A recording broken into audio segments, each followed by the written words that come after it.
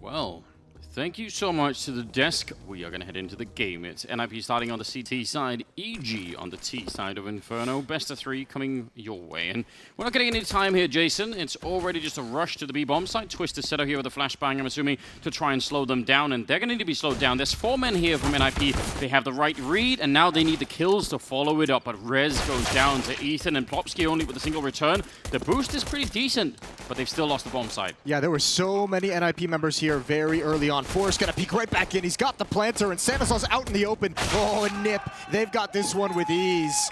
They were ready for that, rotating over quickly. That utility, it's thrown from T-spawn. It's meant to help them get into the bomb site, not like so they don't have to pause once they get close up, but it also informed NiP just what was coming. That is a very nice pistol round from the Ninjas. Indeed, some timely kills coming out from Forrest. They needed that. Good opening for NiP. I like the speed, the commitment for EG. There's no second guessing that. Like once they were going for it, they were all in. That's a call out of spawn, and you're basically you've pushed your chips all in at that point. Ooh, nice little extra speed from the run boost. That is not going to be utilized. Plopsky going to toss out a Molotov. I used to think that what if someone just perfected that? You know, they got really good because sometimes you can like even do like get that extra half second, yeah. Yeah, you can do it like one more time and you get like a lot of speed behind it. That was Plopsky almost losing a fight to that UMP on Ethan. Well, it's a pretty creative play from EG. They know, you know, why not throw a pop flash over when all those smokes and Molotovs are put out. You have Ethan in position. Throw a pop flash over from the T side and see if you can catch a counter terrorist pushing up halfway down Banana. That flashbang I don't think was nearly as effective as they would have liked. So, clever attempt. Doesn't pan out. Now, 3 MAC-10s with full utility, UMP with full utility, but a 4-on-5. The nice thing is, because NiP all upgraded pretty much, there's 3 M4s, 2 UMPs, they used a lot of utility towards Banana. There aren't a whole lot of nades left for the Ninjas to get creative on this defensive side, so there's going to be a lot of space on the map for EG to work with. It's just the power of once they eventually decide to attack, it's going to be tough to overcome these rifles. Although, fortunately for EG, none of those rifles are at the B bomb site. 2 UMPs to defend. Yeah, that's definitely something, right? And they don't really have any grenades here either, once again, which could be a problem. A huge amount of Molotovs raining onto the bomb site. Plopsky burning alive. Tarek actually running into their own fire, but he did reveal where Rez was. Just even getting the information is pretty huge there. Shimmy went down, but it's a 3-on-3 now for the afterplant, and there is a kit at the back of site. Twist has one as well, and NiP want to see if they could go for this. They have no more grenades again, so they're going to have to go for some raw aim battles, and they all have head armor, so at least the UMPs and the MAC-10s won't be straight up winning the fights like that, but they're still not in an easy position. Already, a fair bit of time has gone off the bomb, and Cirque peeking in, doing some damage. It's Lecro with that Forest, and now in the back here, Breeze. Can he play for time? That's the big question here. The bomb is ticking far away now. Lecro will take him down, and Forest, with the kit picked up, is going to have enough time for the defuse, so NiP will win the round, but that was a very close one. That's still a pretty scrappy retake. That's a very nicely handled retake, again towards the B bomb site in a 3-on-3.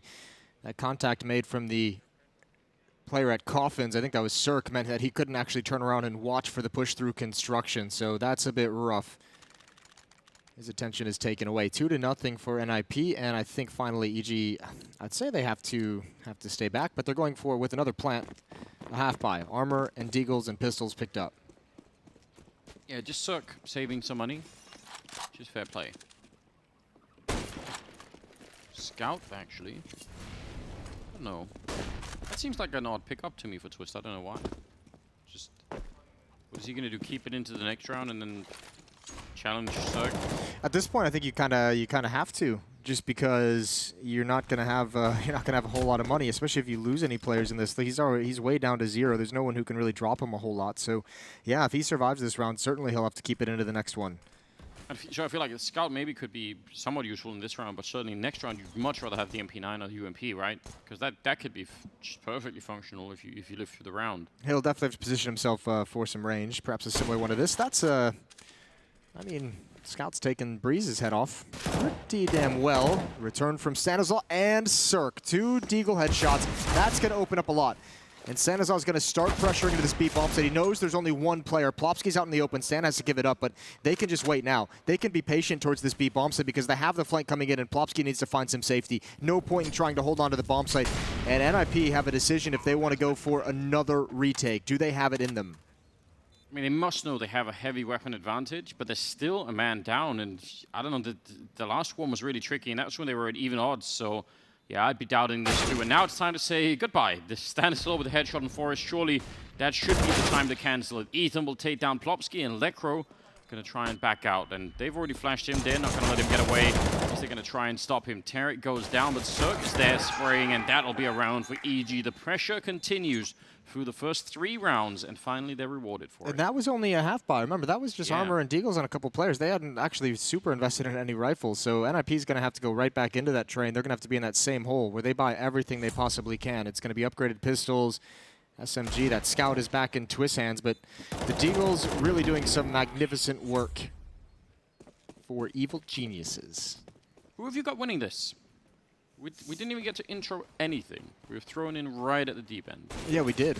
I'm going to say EG.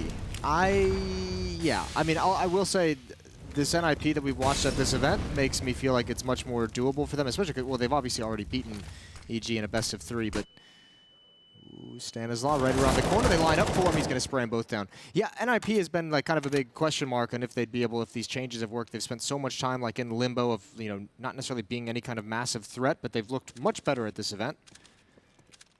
But before this event, I would have said without a doubt EG, and now it's kind of like 50-50. Yeah, I have a good feeling about this EG team. I do have to say, this event is important for EG after the failure of DreamHack Malmö. Yeah. Which I think a lot of people kind of wrote off, and myself included, just said like trying not to overreact to it just because of the crazy schedule after New York. But if it happens again, like if they don't make it deep into this tournament, then I think people are really going to start questioning the thought. A lot of power in this attack, and the defense holding on pretty well, but it's all over now. I think if it happens again, if there's like another eternal disappointment at this event, which I guess in a way they've already kind of avoided, then I think people start scratching their head and say maybe we're overhyping them for a little bit. Yeah, you know, the kind of Counter-Strike they were playing at the major had me super fired up. Yeah. I was, I mean, they did run into Astralis, and I think I even predicted them beating Astralis because that's how fired up I was for that version of EG. But this core for this team of Ethan, Breeze, and Aaron Cirque, dating back to like NRG, has steadily been impressing people and steadily been having some good results. So I think a lot of people, part of the reason are we're excited about that as well. Yeah, and there were so many things that were working out really well. Getting to check the corner, it's just the USP, but still, I think for me it was like when they got Stan in for Daps, it was one of those things where I thought, yeah, but you know, Daps is a really good leader, and who knows what could have happened. And it looked like it was like a little bit of a downturn. It looked like, maybe they're not going to be as good. Maybe this was all just a huge mistake of some kind. But then at the major, you know, I was very, very impressed, and I just thought the way that Stanislav himself was playing, like he was playing such exciting Counter-Strike, like really fearless kind of Counter-Strike, and I just enjoyed all of it. And I'm not ready to really give up on that hype, I'll be honest. I still kind of, I want to hold on to it, but I agree, like, you know, there's got to be a limit where you say, well, if you don't show something like that, the same kind of flavor, then we can't let you ride that train for too long. Before we take it back and before we throw you off the train. Yeah, exactly. No ticket. Shout out Harrison Ford.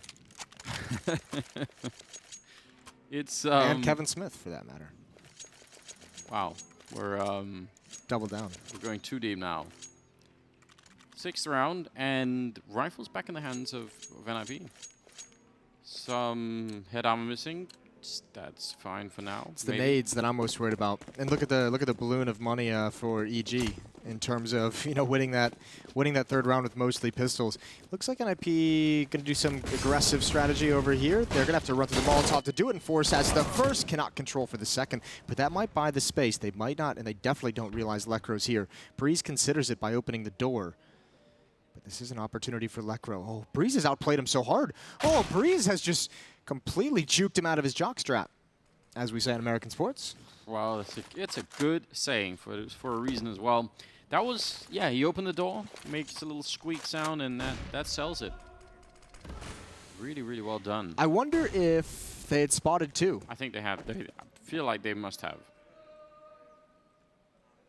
3 versus 4. If EG win this round, it's only, well, light defense here at the bomb site. Twist will win the first fight. And goes back for more. He's going to get that kill and a missed opportunity, I think, for Cirque. This is a huge round out of Twist. Breeze making a bit of noise, coming to look for him, and Twist is going to take the fight. That is magnificent.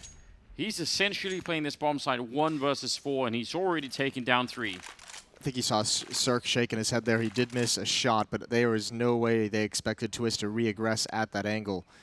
1 versus... Oh, no, another one. Don't like to see it.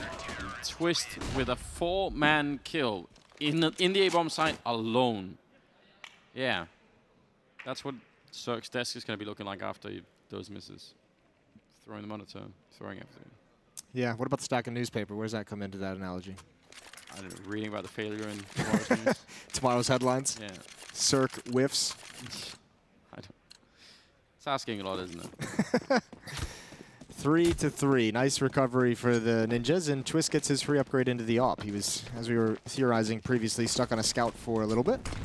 Ooh, another fast-paced play towards top banana. Ethan gonna lead the way. Oh, they spot 2. They haven't seen the guy in the corner, but it's Lekro. He's gonna straight burn, and Cirque nails that one up mid. And I think Sanazal has to back away with the low HP he has. Man, this is so brutal that they're setting such a high pace right now, EG.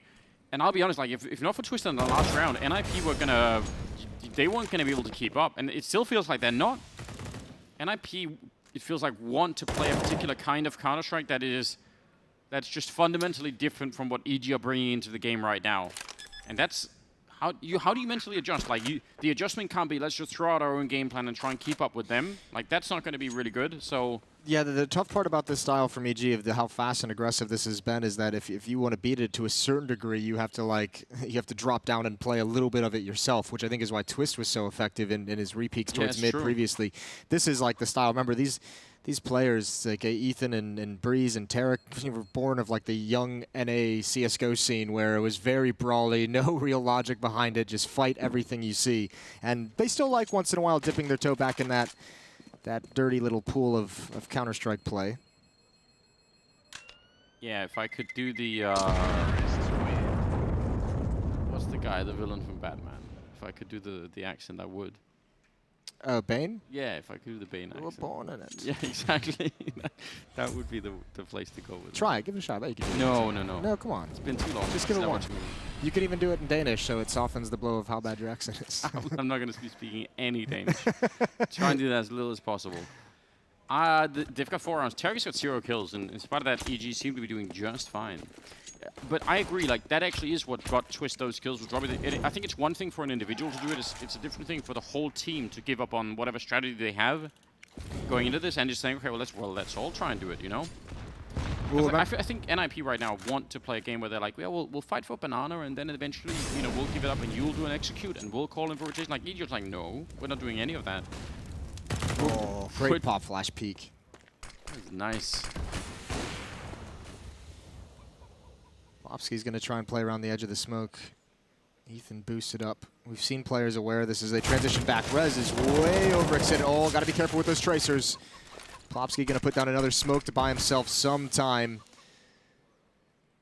Yeah, I mean, remember what the desk said. I mean, this EG, undefeated on Dust 2 and Inferno. NiP broke those streaks earlier, I think, what, just yesterday, 2 days ago, whatever it might have been. So to a certain degree for EG, this is probably a grudge match. And I would have to imagine as well, switching to this more basic and, you know, puggy style might be a way to get around some of the ways that NiP beat him previously. Was the second kill also a boost? I mean, yes. Okay. So that's super effective. The pace was a bit lower this time, but some cool tricks being brought out. And actually, it's even better if you can yourself change the pace. If you're being, you know, very fast and aggressive and sort of just fighting early on in the rounds, and then there are some rounds like this where it has a bit of a different feel. It just keeps them guessing, doesn't it? It's very hard for them to get like a really good feel for what's coming next. 5-3. This is just an impressive start for EG. And they control the economy as well. They are in full control of the money situation across the map. NiP's been punished a number of times. Another buy here, but they still, I think, have only had one round in these first 9 where it feels like they've had everything they could have possibly wanted, where they've had the rifles with the nades behind it. Even again here, 4 players without head armor. Not that it matters much against the weaponry, but there's very light on nades. No real Molotov, so fighting for Banana is going to be difficult. Rez is going to take that with the AWP, but he's smoked out entirely. Information given of the AWP's placement as well. And already Breeze has control of A-Halls with Tarek behind him. And the grenades, once again, are a problem for NiP. In fact, so much so that this is where you sort of wish that they would almost use those 2 flashbangs to, like, flash away into a fight or something. Well, that smoke completely annihilated the chicken. Oh, that was a Molotov being pulled out at the wrong time. Was that a mistake, or did he just, was the timing just so poor for him? That might cost them almost everything here. Headshot for Forest. Great follow-up and a double kill for the Swede.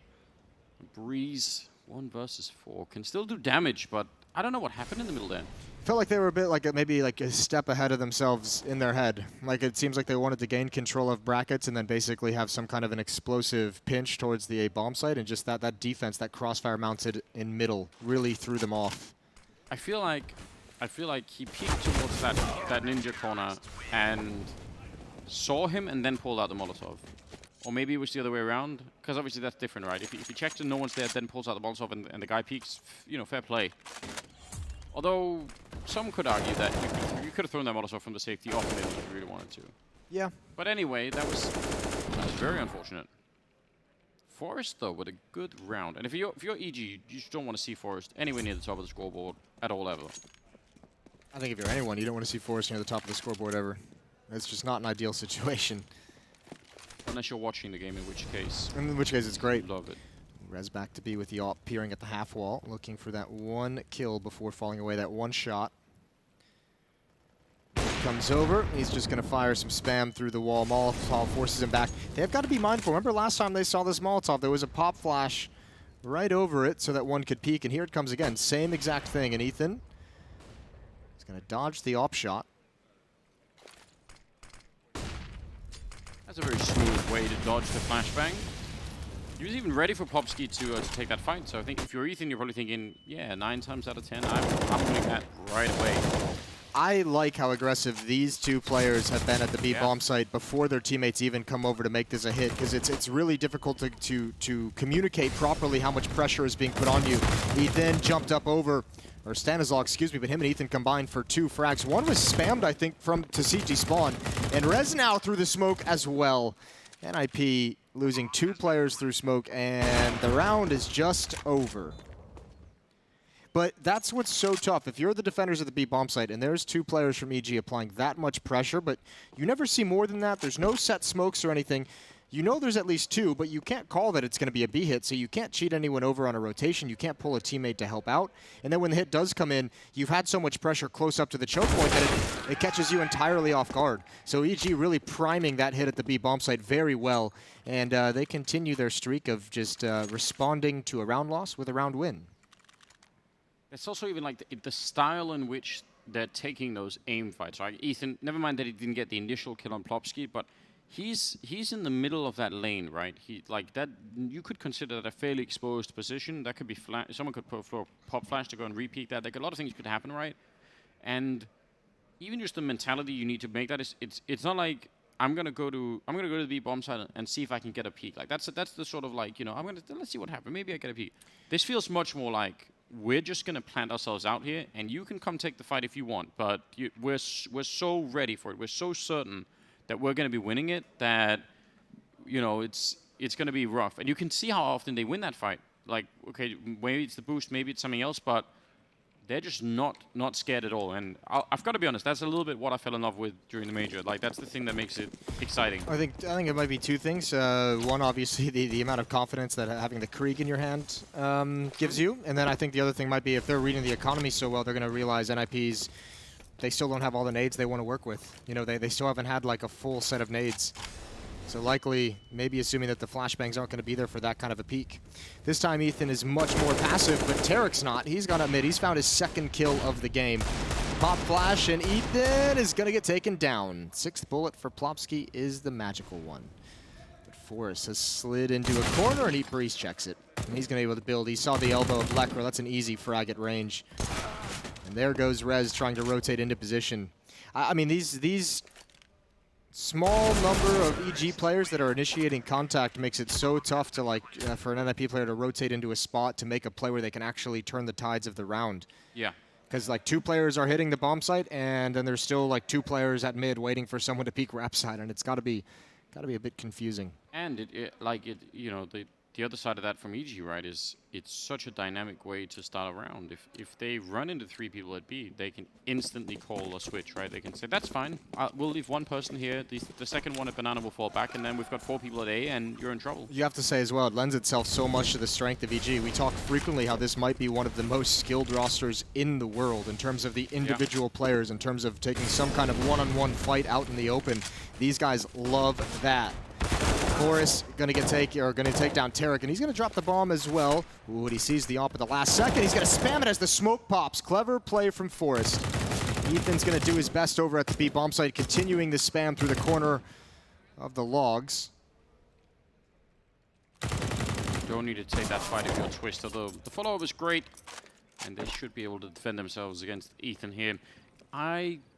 I think they did a classic mistake in the middle of peeking before the smoke went up for Twist at that arch corner. I feel like, because there was a smoke up when Tarek went for the fight, so they must have been just a second early. Lekro will take down Ethan, and NiP will regain another round, which I think they desperately need at this point here. 5-7. It's a pretty hard start.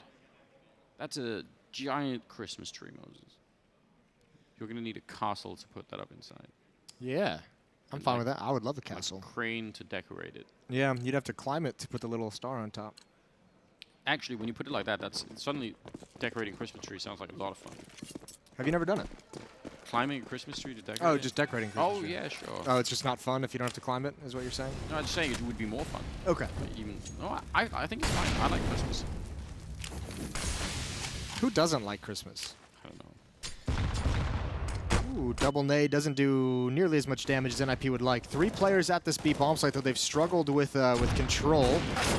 Ooh, a little bit of a dink coming in. Actually, a bit of a dink. Ethan down to 13 health. A lot of little bit of dinks still amounts to a lot, I think. That's the kind of Counter-Strike fractions that we're working with here. Counter-Strike math for you. Timmy, if you add 7 little bit of dinks together, how many do you get? How many do you get? Just a lot. It's Plopsky playing at the edge. This is so dangerous.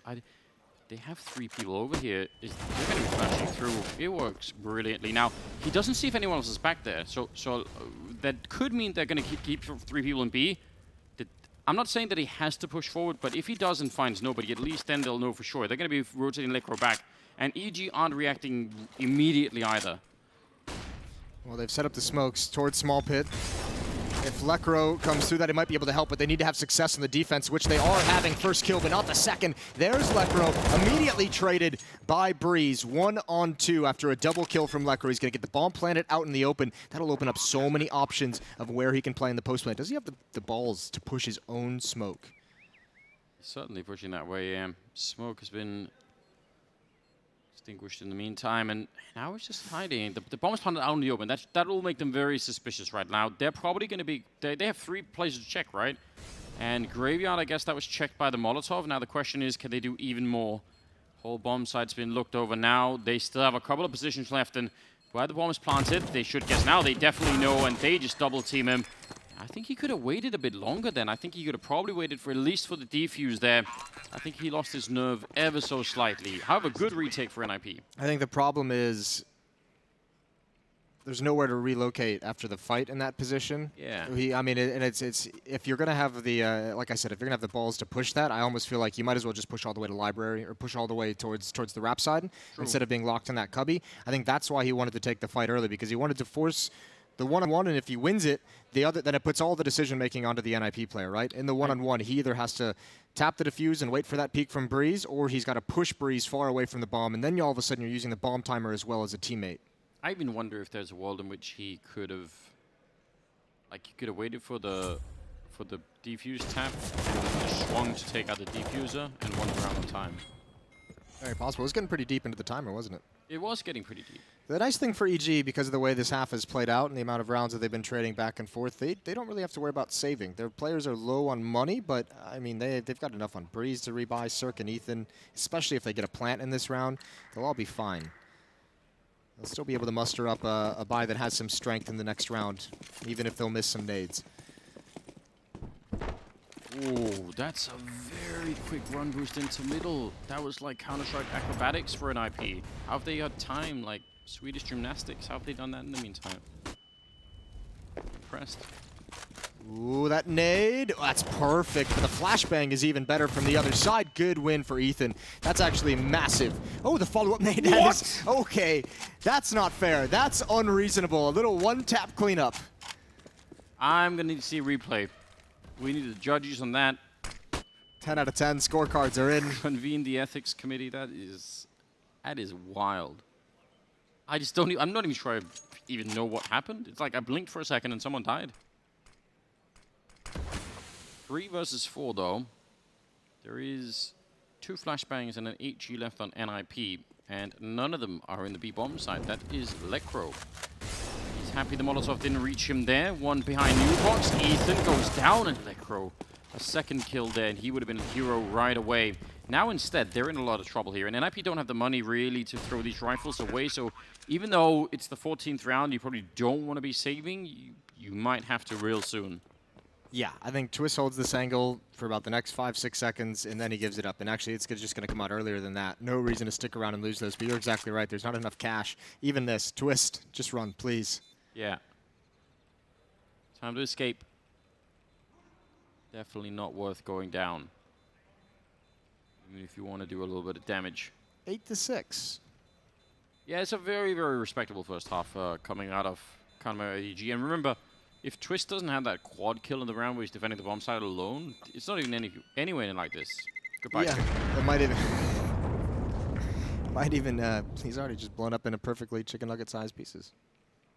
I mean, not sure how they make chicken nuggets, but it's not with C4. Doubtful it's with C4. It's fair. Plastic explosives. You need electricity to start that. Oh, is that what it is? Yeah, you can't like, you know, like I think in some movies like they shoot at it and like that. That doesn't work. That's a shame. Thanks for ruining movies for me. Lecro with an SMG gonna toss a deep Molotov. Doesn't do a whole lot. Utility obviously spent towards Banana as well from both sides. And already Cirque is challenging up mid. They have gotten into these choke points so aggressively pretty much this entire half. Whether it's here at Banana, whether it's in mid, they want to challenge quickly. Oh, that is a very fast flick to attack Tarek through the wall. Yeah, that's the kind of vision you only have. You have X-ray, really. That's so impressive. Down to 16 on Tarek. But they have Banana control at the very least here on the EG side for the 15th round. Breeze is holding in the middle. Is he going to be just throwing some grenades? He's got no grenades, so he's just holding it for a minute. That's Stanislaw with another opening. They've had a couple of these at the B side, and it just makes everything so much easier. Now smokes are going to be going up. This UMP, not a lot of stopping power when you're just spamming through the smoke like that. And yeah, they've got everything. Now they're even throwing that Molotov to try and stop the boost. It's so smart here for EG, and they might well win a 9th round behind this. They should be winning a 9th round behind this. There's 1 flashbang, 2 kits for NiP. I just don't know how you retake this scenario. No nades left for the EG side, but there's just so many crossfires set up. 2 players in Banana, 1 in water, 1 by the grill, 1 in the back of the bomb site. He's so ready for this boost as well. So Twist on the AWP, he should be dead. Oh, actually, he gets just a little bit of a chance, but time is already running out. Twist goes down, and yeah, now there's definitely just no time at all to do this. Forrest with an excellent headshot, but again, they've simply run out of time in this one. Cirque will take 1, Ethan the other, and Stanislaw with a triple kill overall. It's 9-6 in favor of EG at the end of the half, and we're going to go to commercial break, and then we'll be back with the second half.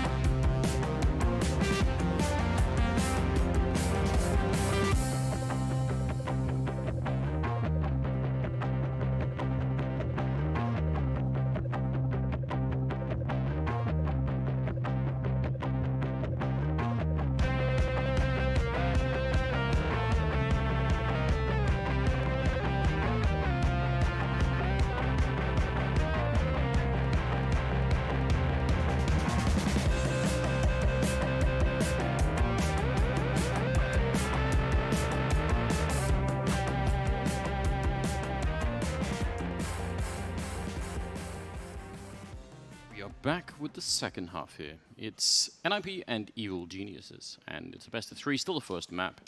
So far, if EG have, I think, just dictated the pace. That little red book that Amapet is looking at, it's got all the right formulas inside for Inferno. Listen, I know Breeze has 16 kills, but I give all credit to that T-side over to Stanislaw and Ethan. The way, as a pairing, they were able to pressure and challenge Banana and have success, and even just like get deep into the bomb site. They put the fear of God in those defenders on that side of the map, and being able to do that on Inferno is critical. So 9-6 win. I think NiP even did masterfully well to even get to 6 rounds. Yep, I agree. It's very, very hard to recover and to accept the fact that, wait a minute, we're playing a completely different game from the one that we were sort of expecting and in some sense wanted to play. So I agree, they've done the best that they could to try and hold on to this. Now we have all Glocks and armor, so they're not going to be throwing any grenades except maybe with the decoy. They're just going to be running and gunning. It could be like on contact, so you walk until you actually run into somebody, but eventually you're going to have to just floor it and just go for it. Well, I think EG, if you're going to play 4 players in Banana like this, I think you might as well just start pushing immediately, because there's nothing that Cirque can do. He's dedicated to the pit. He's going to go down. Question is, can he get anything? Takes a shot at the jumping player, takes a shot at the second jumping player. Everyone's jumping. Oh, he's got one. Not too shabby. The flank is going to come in. It's a little bit late, but I mean, they've just switched sides. Yes, they have, and now there's a USP in pit, which is a little bit different. Tarek running onto the side, but Plopsky will take him down. That USP on Rez will drop. Oh, and there's another one. Good job on Rez. A triple kill. 2 of them with a stolen USP. And NiP win the pistol. Yeah, I think you make, that's a valid point. That's a lot of people to have on one side of the map, and you don't see anyone at Banana. I think it's a reflection of players feeling like these pistol rounds are very like coin flippy. I mean, we've heard players talk about that for like a number of years now in terms of like whether the shot is going to feel like it hits and whether you can consistently hold the bomb site. So, because we saw yesterday there were teams like what the Furia and Avantgarde game was basically 4-1s on those pistols. Yeah. Okay, Electro long range. This is full investment from EG, and they've already lost one. Oh, they're going to follow it up the pistol push. Ethan's got the first, traded immediately. Breeze, though, adds on with the deagle, so very early. Look at how aggressive EG likes being. Yeah, they really are. And if NiP were to slow it down, this flank from Cirque would be really cool, but that doesn't look like it's going to come into play. I mean, even in that 4-1 that we just saw, right? Oh, it's such a good read, Breeze. That would have been a headshot to hit, but not going to happen. Bomb will go down instead. I was going to say, Cirque in that pit, right, with the USP, if you replay that like 10 more times, there's at least going to be a couple of rounds where he takes out 2 players before they even get like around the corner. And then, you know, even if he dies, then it's like a 4-on-3 retake. Maybe his team can do that. So it's like there's even a world even where the 4-1 stack isn't that crazy, you know. But when you get run down, you miss the early bullets. Even the fact they got a kill was pretty cool. Could have been worse at that point, I think. Then it's really difficult. It just relies a lot on Cirque getting a double kill. Cirque with the MAC-10 wants a little bit of extra money. Not going to get it. So Breeze brings the Scout into the next round and a Deagle. He can pass that Scout or the Deagle over to a teammate. Scout goes to Cirque.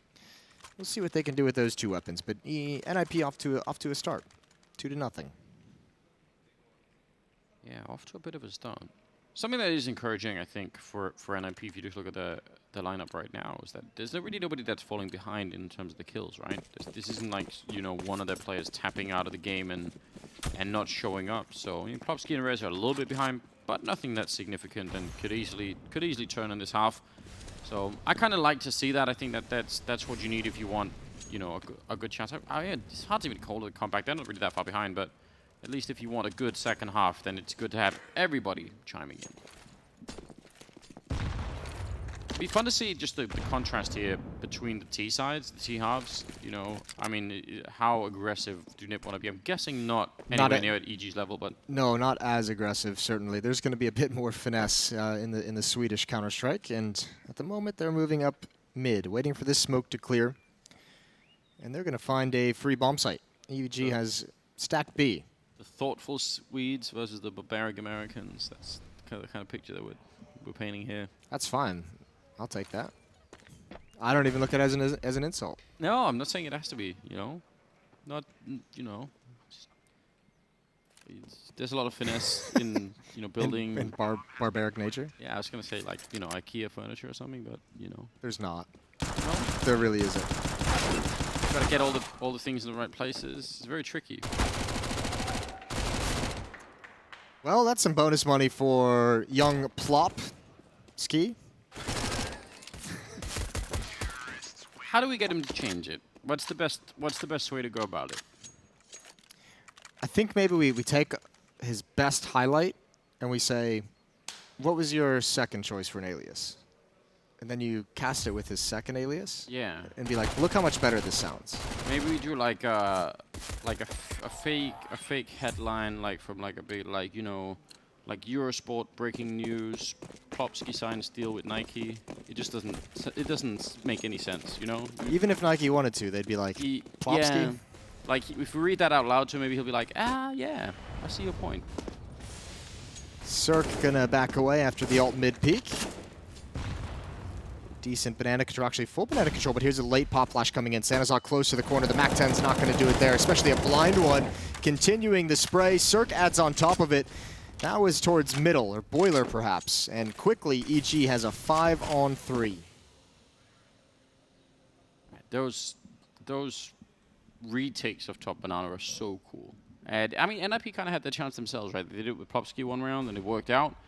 But it's so nice to see. They didn't do it very often, though. No, not very often. Especially not for how often EG was able to take control of top banana. So we'll see. I mean, there's still actually EG, despite having a two-man advantage. I am not a huge fan of these setups where you kind of rotate Ethan towards CT spawn to watch Rap side. He's kind of half watching Rap side. It's a very tough angle to hit. And then you actually have two defenders in the site, but still, it's going to just probably work out here as Cirque has the opening pick and the follow-up on Rez. I know exactly what you're saying about Ethan's position. It's one of those places where, actually, if somebody runs past, you haven't helped the people in the bomb side at all. You're except for saying you're about to get shot in the back. But at that point, it's like you're half-ass watching Rap side and half-ass rotated to the B bomb site. Why don't you just pick one of them and do it 100%? Yeah, that does feel like. I mean, it can at least at times be a little bit weird. 10-9. Great round from Cirque, who was feeling frustration earlier from missing shots, but he's had a great game, so the frustration probably going to be, quickly gone.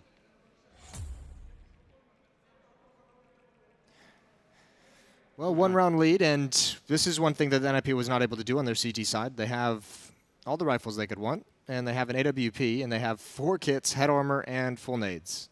That is a buy that I feel like I saw the Ninjas have in the first half maybe once. Yeah, they didn't have a lot of luxury in that department.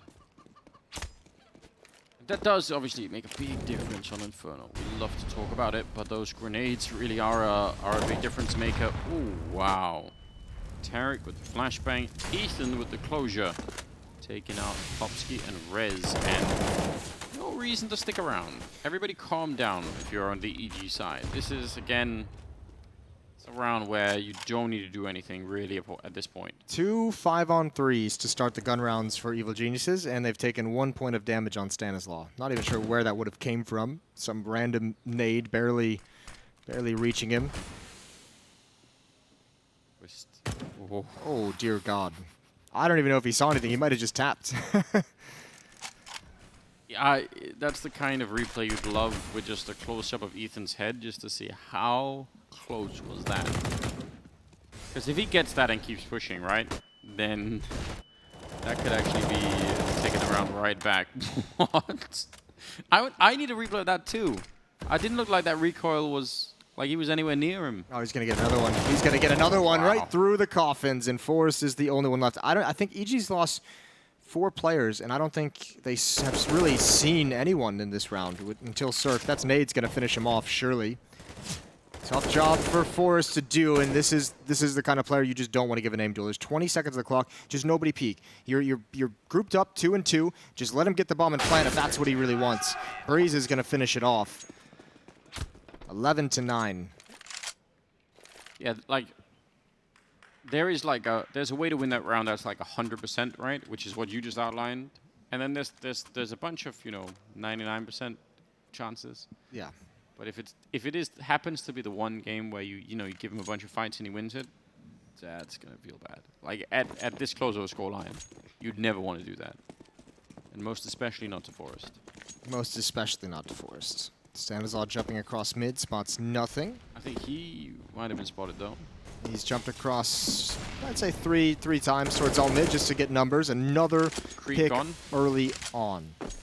Yeah, that was so aggressive, and that was, I think, Plopsky had the creek down there. Now it's been picked up by Rez, but NiP really having a bit of a rough time. They haven't had, I mean, ever since they won the pistol, ever since, I mean, what, rounds 4 and 5 and now 6, EG's gotten an opening kill within like the first 15 seconds and gotten away with it. This is what happens when you put your IKEA furniture together, but you're missing some of the pieces along the way. Like at the end of it, you have like 7 different bolts that are like. Yeah, NiP's trying to put together somewhere? a dresser, and they're like missing a shelf every time, and they send it back, and it comes back, and this time it doesn't have like 5 screws. Yeah, and since that there's a new model, so now they no longer carry any of the reserve spare parts for the thing that you have. So you're like, oh well, Screw me, right? to hell with all of this.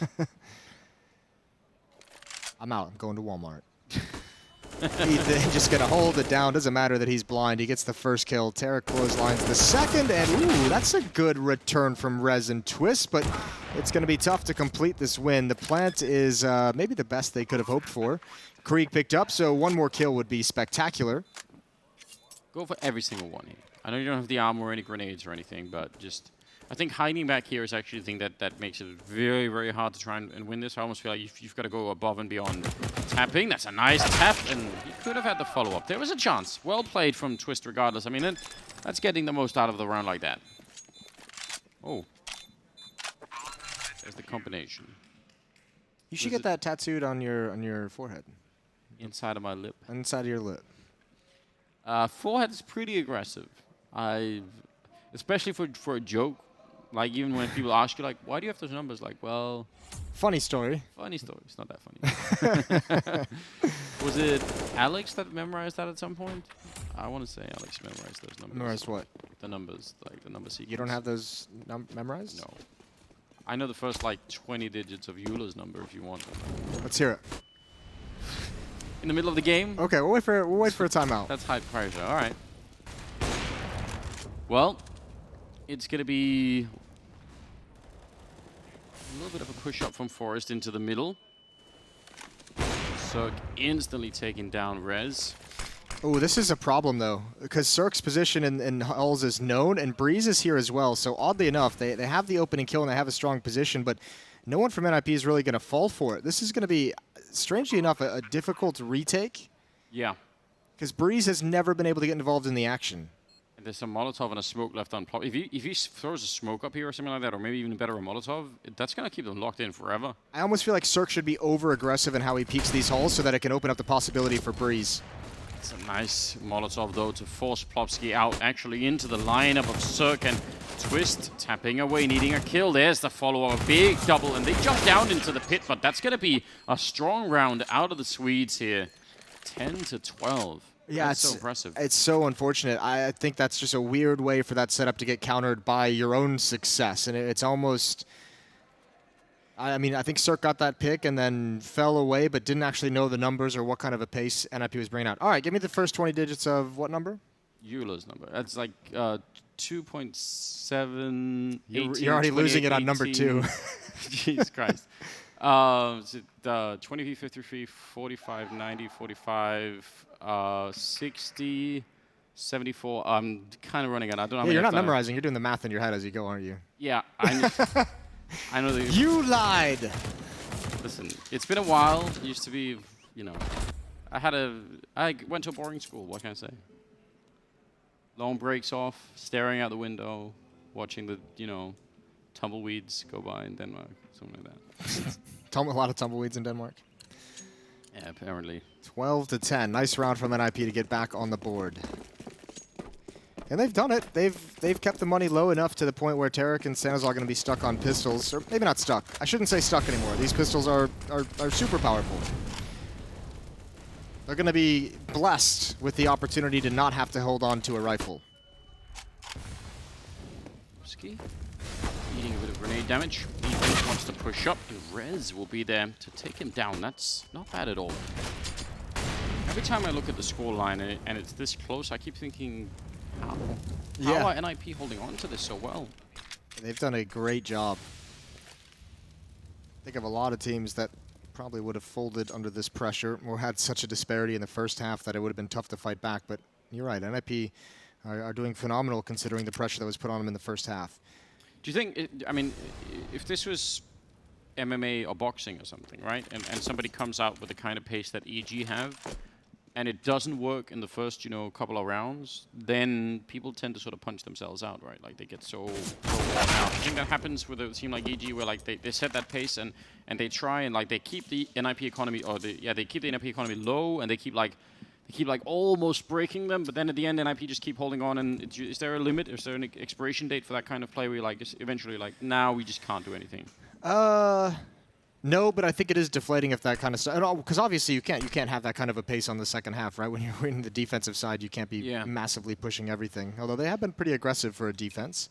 Either way, slow pace towards this A bomb site, and EG has properly stacked it up. That's a huge win, because that smoke's going to clear, and then Stanislaw can get involved. They still don't know Tarek is here either. They're baiting him in. Tarek, he can stop this plant. Look at the time. Oh, the bomb is down. They're going to have to rush into the site to get this kill. This needs to be a frag, and now Tarek just needs to live. Forrest chasing him down, hunting, but it's not going to happen fast enough. And oh, that almost did it. Smart play from Forrest.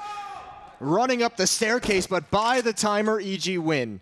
But don't celebrate just yet. Don't order the champagne. This is one of those victories where EG is stuck with a disgustingly not great bye after a victory. Yeah, not great news at all. It almost would be interesting to see if they just decided to like half buy here. They're like, oh, just to sort of they're like, yeah, we won, but we don't have good money. Why don't we just like half buy with pistols and smokes and see what happens? That's a devastating way for NiP to lose a round. I mean, at least they can also invest into this upcoming round, but that's very hard to deal with. Last tactical timeout being called by NiP at least. I'm really interested about that like the theory of that buy. I know it's been thrown out there before, but why not? Yeah, just say we're just gonna treat that as like, you know, not really a real like victory. what would they do right now if they just lost that round? They would have half bought. Yeah. Yeah, that's a good point. It's just you're more doing it maybe on the fact that they lost everything too, and that you feel like you need it's tradition. You need to. Yeah, you have to buy. It is against the rules to not buy after a victory. Smoke's coming down. Pop flash through it. Rez, he's looking into the wall, looking towards the left. Here it comes. There's the peek. Tarek. Oh, he's going to peek into three. His teammates got one. Oh, my God, they've got them all. Cirque and Bree swing around the corner. Good thing they bought. That's a terrible idea on your part, Anders. Wow, thanks. It's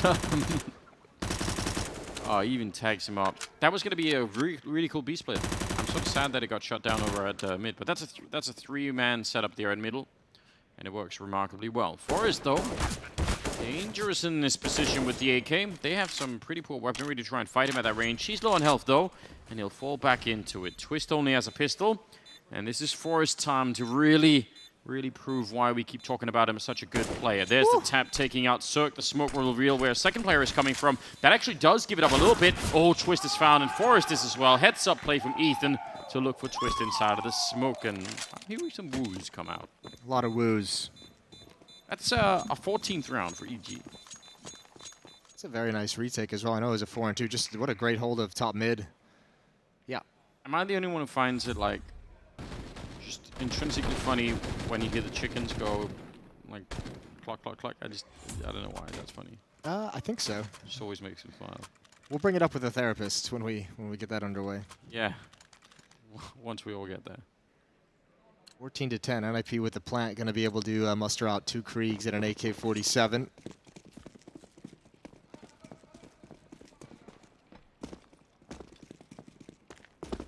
Stanislaw spots 1, spots a 2nd, and probably a 3rd. He's playing with fire with those peaks. He's going to get away with it this time. Plopsky, again, a little bit low on health. They take out Tarek, but they don't know about Ethan yet. They haven't been spamming this yet, as far as I can tell, so they're just assuming no one's here. And that's a big mistake. Taking down Twist and Plopsky's Ethan. Wow. So we learned in Under Siege 2, Jason. Assumption is the mother of all fuck up. Freeze. Oh no, no one's watching Halls, and you've allowed Forrest to get an opening kill, and you can see Lecker even backing off. Forrest is going to clear everything. Up above, he finds Breeze. Breeze was trying to manage 180 degrees, and that's a heartbreaking way for Ethan's work to go to waste. Yes, it is. But for NiP is another example of them just, holding on to this wild ride that they've been taken on by the mostly American side here. Rez, Lecro, and Forrest. Right now they're not even being challenged for the bomb site itself. It seems like EG is sort of posing at the limit of the site just to see what they can get. Finding Forrest, so that might actually give them a chance at a retake here. They're going to be running onto the site. Ethan hoping for a really quick spray. There's going to be Rez going down, and now Lecro, very awkward position here by the Haycard. He takes down one and tries to continue. Cirque, can he find that bomb in time? He has no kit. No, I don't think he... he's got it. He's got it. He's got it. All right. That's good. That was actually very, very, very close. I think he's got it as well. Yeah, I think he does. It's going to be the last millisecond, but he does. Ethan with a quad kill, but that was... I don't know. That was a stumble away from them not finding the kid. Right. Maybe like not getting off the bomb soon enough to go find that kit once he tapped it. But you could see what it meant to Ethan. He let out a big cheer when that was done. Hands, fists in the air after a quad kill from him. He opened it up with 2, and he had the initial 2 on the retake. Would have had the ace if he had more bullets with that Krieg, unfortunately. Still, 15 to 10, he's fine with that.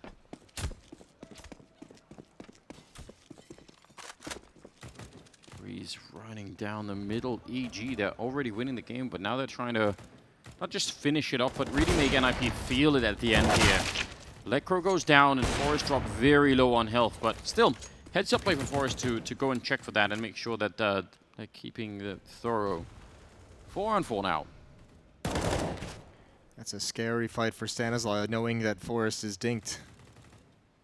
Yeah, or down, when you only see heads, right, you should equalize it to a pretty even fight. Right. Oh, nice shot from Rez. Ethan added a little bit of an off angle. Now it's all on Tarek. Boosted up. He's had a quiet game compared to some of his teammates, but that's a good hold so far. Smoke dropped in the front of the site. Flashbang up in the air. He's going to go through it, of course he is, and he's got another one. A second kill on a Plopsky, who could not contain it and still hiding in the smoke. Still coming through it, but Twist this time turns and has the advantage.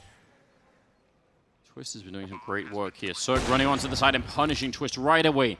That is a big risk, but what a reward he got at the end. Forrest now with 14 health to try and hold on to this map for NiP. He's going to take out Cirque, and that's a good start now. Stanislaw running back in, making his way around the corner. Man, that was a risky play. Now Forrest sneaking around. He's been smoked off, but that might not do a lot here. Stanislaw, he's going to tap the bomb once. Forrest coming through and takes his face right off. Another 1 versus 2 for Forrest that he picks up. Yeah, Cirque went way too early on that one. You saw he had his pistol out as well, because you know the communication was passed along that the last guy was low. He only needed 1 bullet, but not waiting for his teammate to come up banana. Yeah, that dink, that was certainly called out by Breeze, and especially in this situation, Cirque knows exactly where he is. You do not need to take that fight whatsoever. Wait for Stanislaw to come up, and that'll be the talking point of that round for EG when they're in review.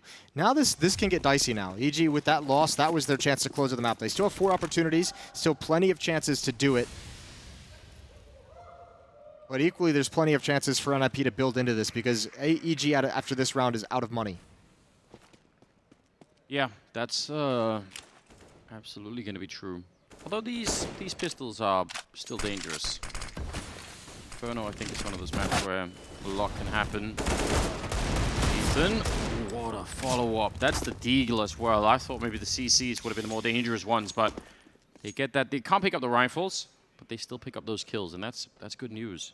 Yeah, just maybe for this map against NiP, I think Ethan's taken the crown from Freiburg as King of Banana. He's been such a beast on both sides. Maybe the Prince of Banana. We'll track his career. If he keeps doing this in Banana, we'll give him something. Heir to the throne, that kind of thing. Yeah. Just trying to be. Cirque, Breeze, Stan, and now Ethan. Everybody tilting towards this A side. So, you know, some good shots, but also some good reads coming out from EG here at the end of the round.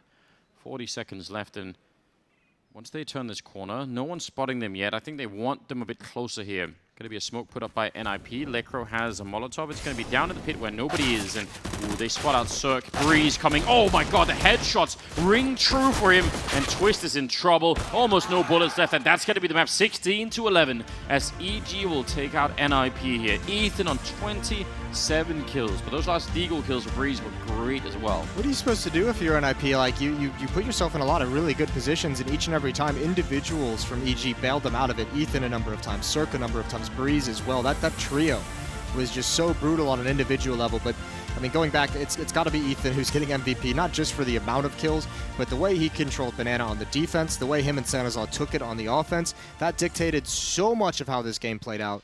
Yeah. That's a really, maybe an amazing showing. And even, we talked about it a number of times, that felt like the score, it felt like it was closer than it actually should have been at one point. It felt like EG was in control of that map the whole way. Yeah, it really did. I mean, there were some critical rounds where NiP sort of, you know, managed to hang on to the whole thing, but it did feel like the EG side was more in control. We'll see how it goes in map number 2. It's coming up after the break, so stay with us.